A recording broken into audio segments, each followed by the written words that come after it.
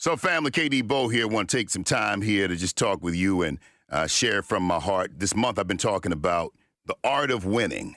One dude hit me up and said, "Hey, man, you coming kind of hard with it, bruh." Well, you said you wanted to do some great things, some phenomenal things. At some point, it's got to get hard. You can't be a math wizard and all you want to do is focus on your multiplication tables. Man, look, you got to move to pre-algebra eventually, and then to, algebra 1, algebra 2, geometry, trigonometry, calculus. Of course it's hard, but you said you were iron, and it takes iron to sharpen iron. So you're in some real good company, got some people that want to grow and learn, and the things that I have learned, hey, I'm willing to share it with you. And each week, I've been giving you one word, and the word for this week is agreements, all right? And the agreements that I'm talking about are the filters that we experience reality through. It's how you feel about white people, how you feel about black people, how you feel about women in power, stay-at-home dads, kicking your kids out as soon as they turn 18 or letting them stay there until they're 40. We all have information that has been presented to us that causes us to formulate an opinion or an agreement about how we feel about something. Today, I want to get you to challenge those agreements. Look at them. Make sure they're still valid. You can't have 1985 information in 2018 and think that every piece of that is still the same. It's 33 years ago. Conditions change. People change. Perspectives change. If you made an agreement with your heart and your mind about who someone is or what something is, but you did it 15, 20 years ago, if you don't challenge it, how do you know that the information that caused that agreement to come about in the first place is still even valid? Let me go here. Okay, so my father was a hard disciplinarian, borderline abusive. And I'm saying borderline because I'm trying to be kind. I don't want to be, disrespectful of my father. Believe it or not, when I was 40 years old, I was still having nightmares about the abuse. I made an agreement with my heart and my mind about who my father was. And that agreement stuck with me for 30 years or more. In those nightmares, I would be a kid, small kid, short kid, looking up to my dad. I'm 6'4" now. My dad's like 5'7". It wasn't until I understood this whole conversation about agreements and the agreements that you make with your heart and your mind about something that I realized I had to break those agreements. I had to break it. Nobody could break it for me.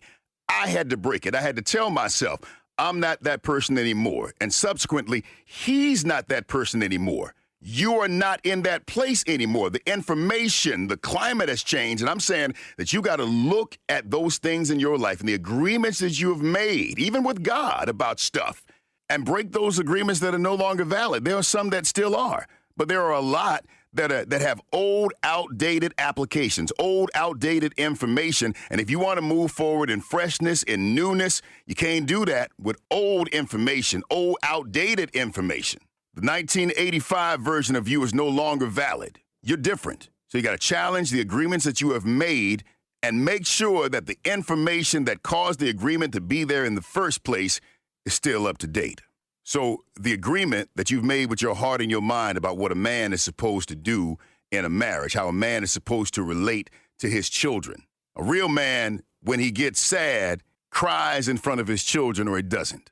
You've made an agreement with your heart and your mind about that. Challenge it. A real man, when his wife raises her voice at him, what is he supposed to do? You have an agreement in place for that. Whether you realize it or not, challenge it. Is the information still valid? Who did you learn the information from that caused you to make that agreement? A man who is down on his luck doesn't have the right to do what? Can't expect what? A man with money is supposed to do what? Find the agreement and challenge it. If you're out and about with your girl and some dudes are, checking her out, seeing what she's working with, and they're being kind of disrespectful about it, a real man does what?